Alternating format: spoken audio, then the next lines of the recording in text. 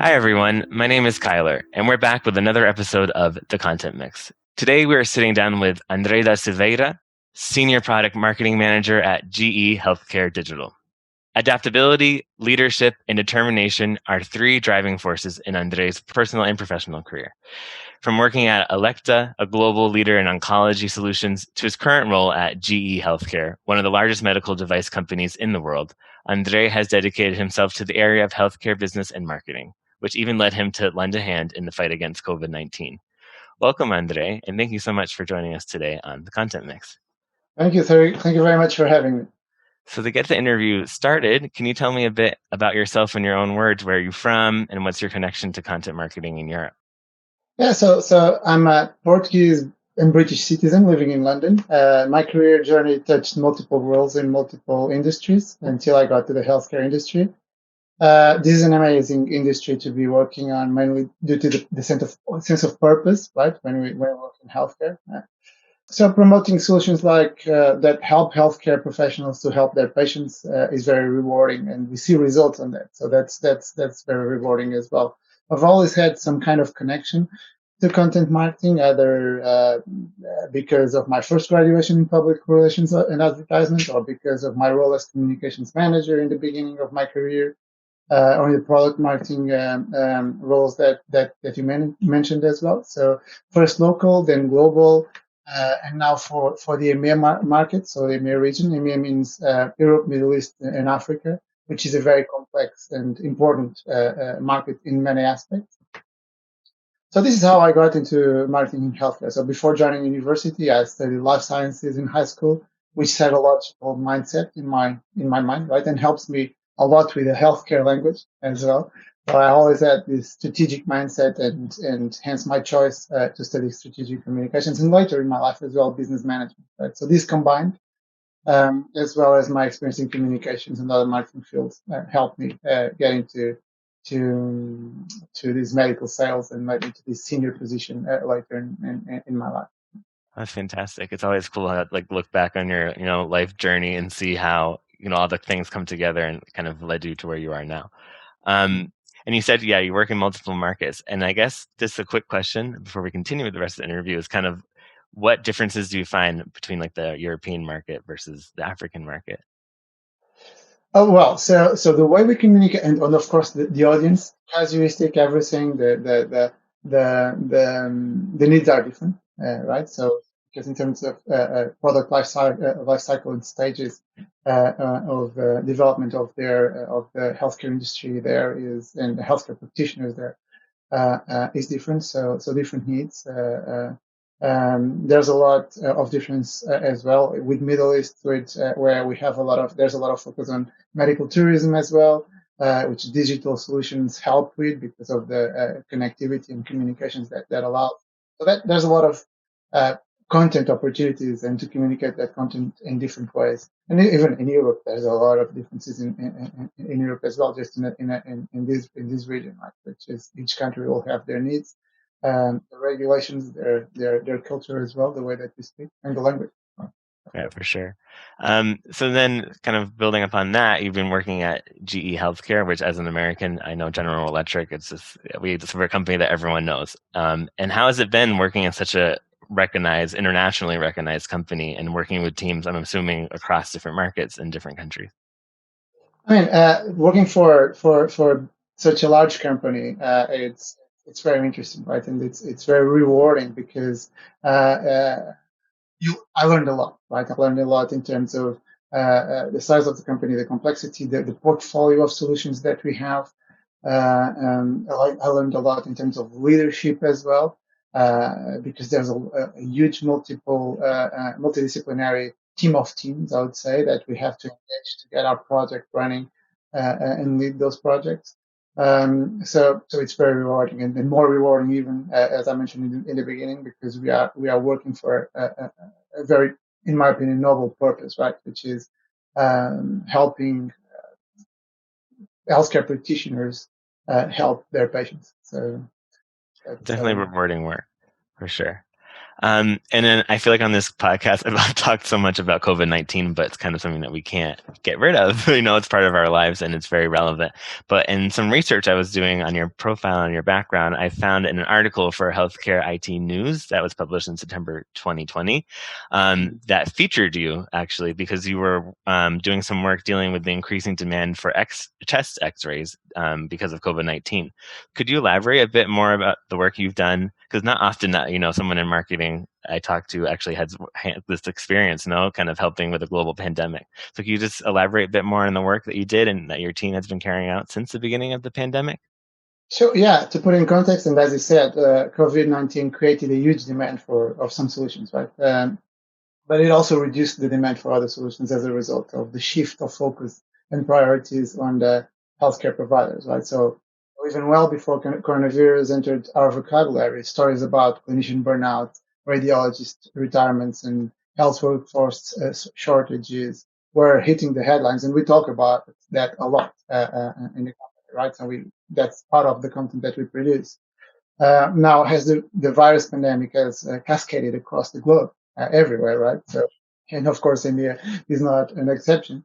Well, greater empathy has been generated from a tired healthcare profession, a more agile approach to tackling clinical overload in hospitals forced upon most of the world, right? Again, so my portfolio is digital solutions, and these have great influence, enabling an environment and workflow that help reduce the clinician burnout, helping to improve efficiencies as well at the same time, right? So, which are so important in the time where healthcare providers are shifting again that focus and capacity to respond to COVID cases, and that's from multiple departments, right? Not from the usual departments more, and that was more often last year. So that's in addition to a decade of growing resourcing pressures across Europe.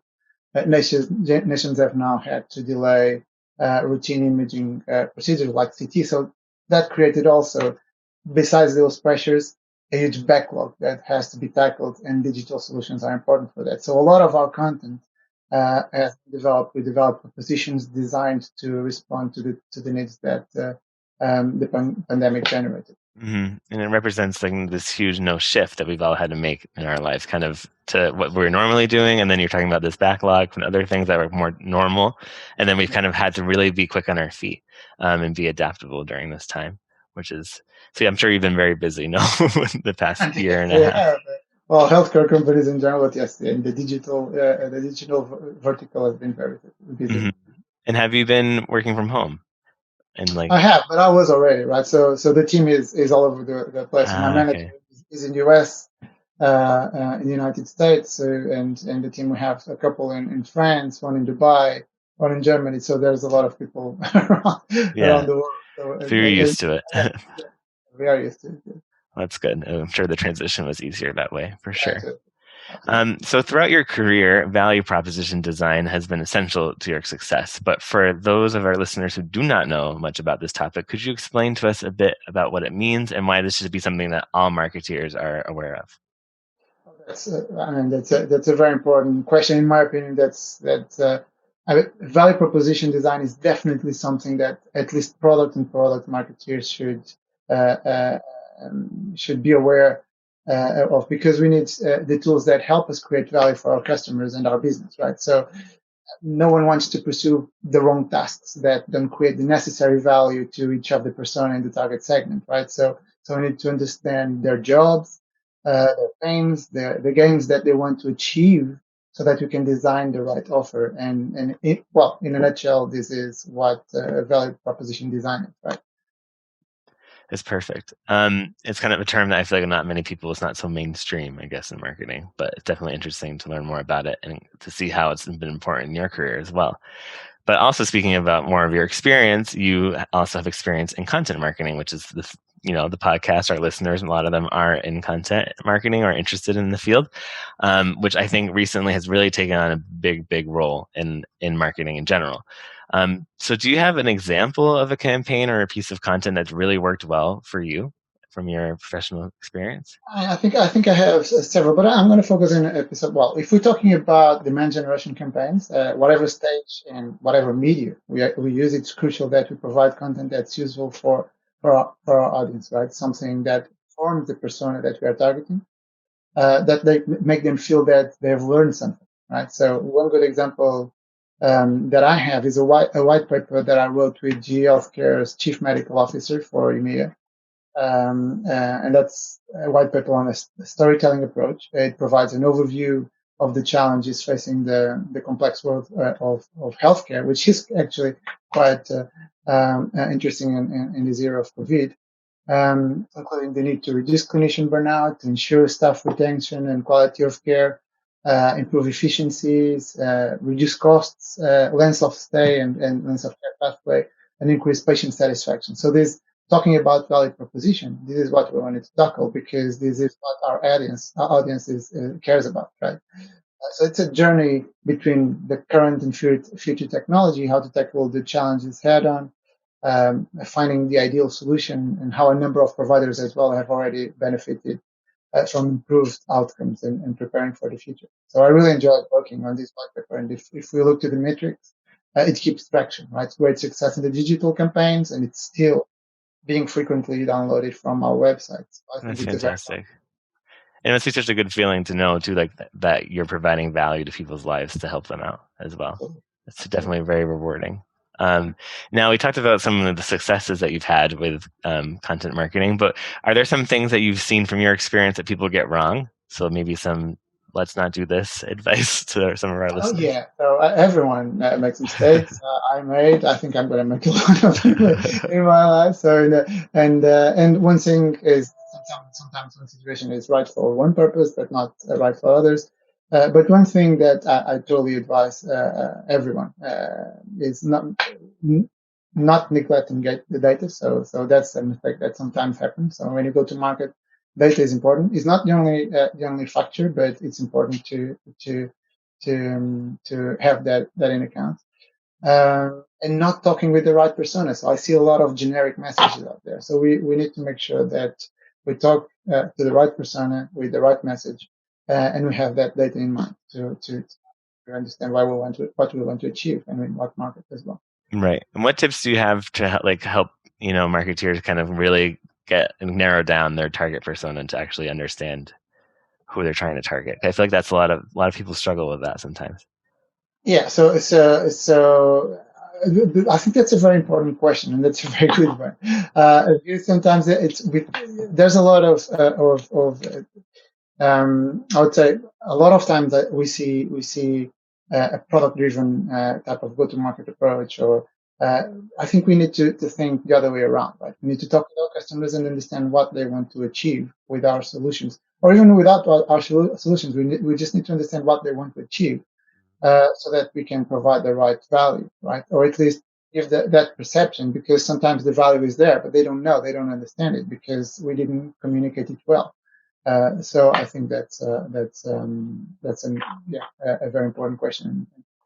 Awesome. We need to talk with the customers to understand what they need, what are their jobs, what are their pains, and what are the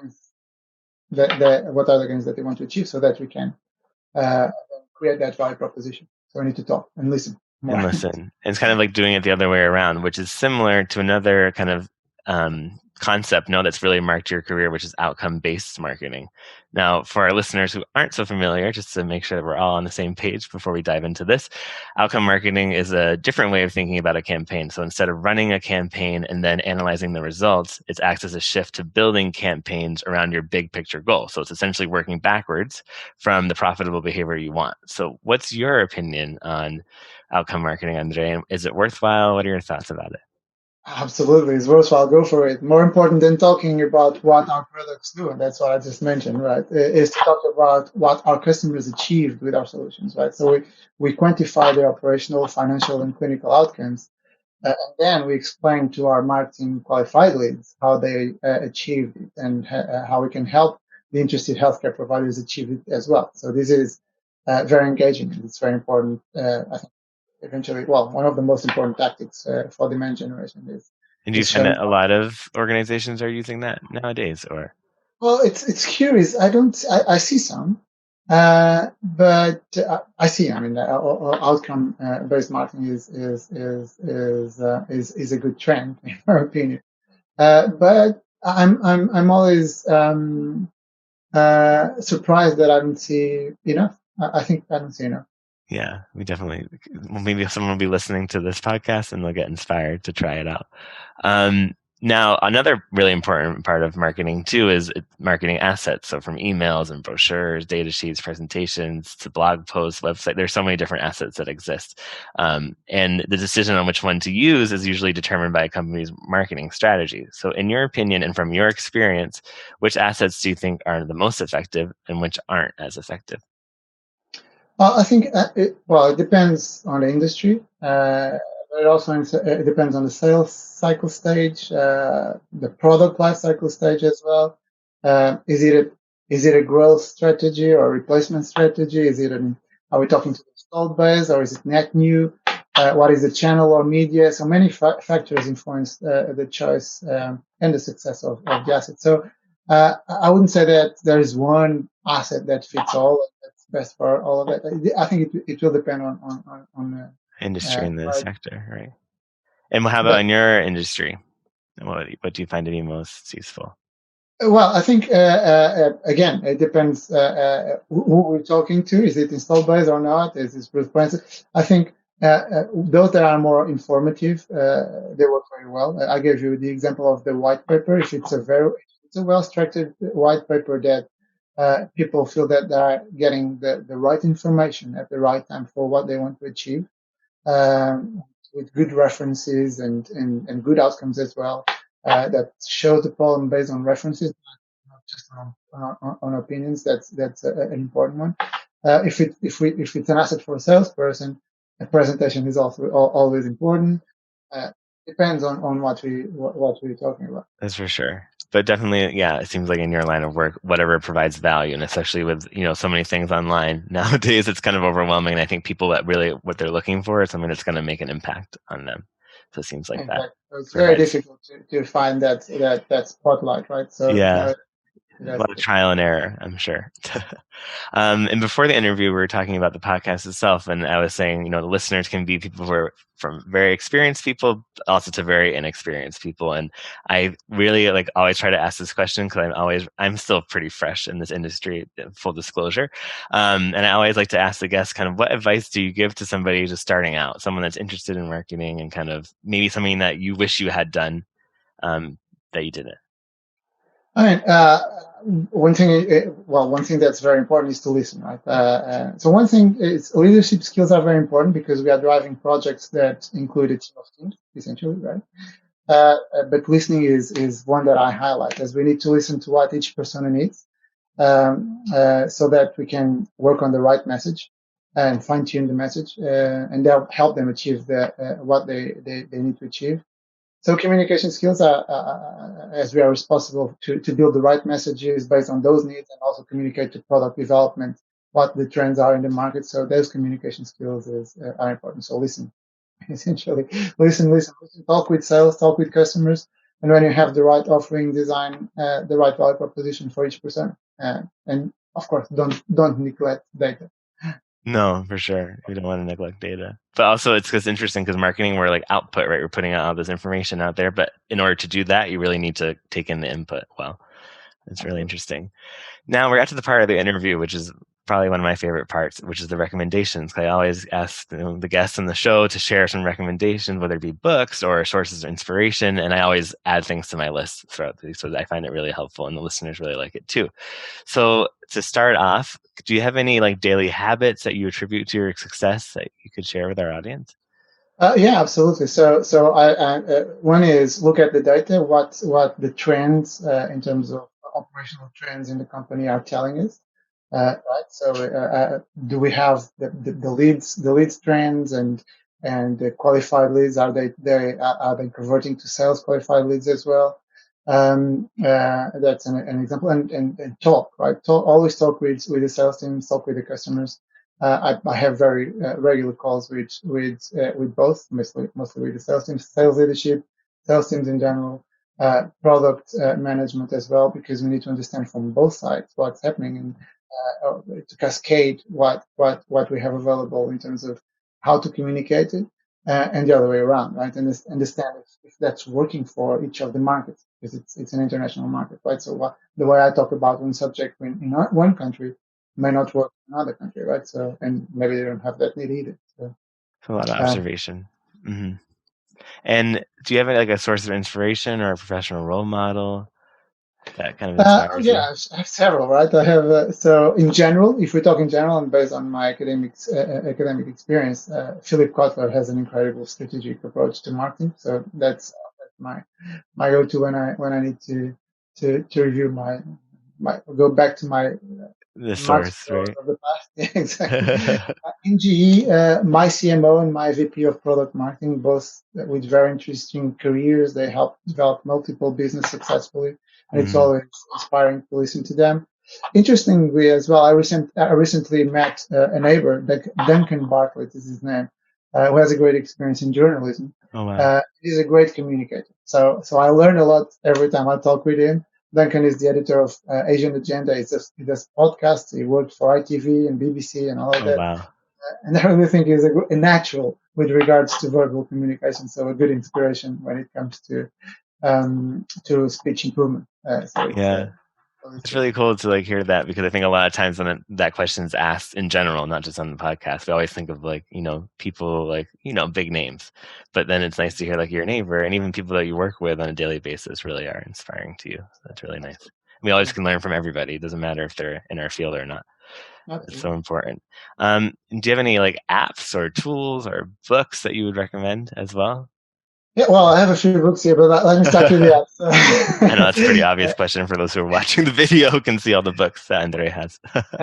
Exactly. So I like LinkedIn for professional engagement. I think that's an important one. Facebook and Instagram are very important to complement and scale the digital marketing tactics. I use these last two a lot personally as well, because it's a way for my family and friends who don't live in the same country as I do to keep up to date with what I'm doing. So, and one image was 1,000 words, right? Right. In terms of books, I would say that Churchill Alive is a great book in terms of geopolitical leadership, but in leadership by example, as an example. Interesting character as well.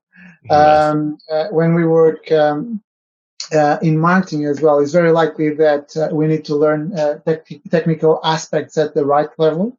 Right, so not too deep, but at a level that's enough for us to understand the industry and the products that we are working on. So the collection for them has always been a good help for me, because it's the right level of information and of technical detail, I'd say. And finally, of course, any book from Mr. Philip Kotler. I have one here in Portuguese, Marketing para o século XXI, so it's marketing for the 21st century as an example. Any book from him, for me, is good. Oh, and books that teaches how to design PowerPoints. I think that's important, because I see a lot of PowerPoints that are not done as a PowerPoint presentation, but as a text document rather. Oh, wow. So a lot of people need to learn how to build PowerPoints, and I was one of them. So I learned from it as well. Yeah, there's always room for growth, right? Especially with the tools that we take for granted, right? For like PowerPoint, everyone knows how to use it, but do they really know? That's the question. Well, thank you so much for sharing your recommendations. And we're coming to the end of the interview, which is sad because it's been really great talking to you and learning more about your experience. But you also mentioned LinkedIn before. Is that a good way for people to connect with you if they wanted to connect after listening? Oh, yeah, absolutely. LinkedIn, my profile is André P. Silveira, so it's my name and my surname with a P in the middle. And well, my Instagram profile as well, I think is Mr. _ André _ DA _ Silveira. Well, if you follow the hashtag Portuguese Londoner and select the most recent pictures, it's very likely that you'll find me there. Or by email, silveiraandre@gmail.com. Oh, perfect. Well, and just to conclude everything now, do you have any final takeaways or parting advice for our audience? Well, yeah, I think, one thing I couldn't agree more is when you said, we mentioned that outcome marketing is essential to stand out. So That's one thing. And also don't forget to design your value propositions for each of the persona that influences the decision of purchasing your solutions, right? So it's a persona conversation rather than a general conversation. Right. So, yeah. Well, And Andre, yes, I'm sure. Well, Andre, thank you so much for sharing your insights with us today. It really was a great conversation that we had, and I'm sure a lot of our listeners will find a lot of value in it. And thanks for everyone who's listening right now. As always, check out veracontent.com/mix for more perspectives on the content marketing industry in Europe, and keep tuning in to the podcast for more interviews with content experts. We'll see you next time. Thank you.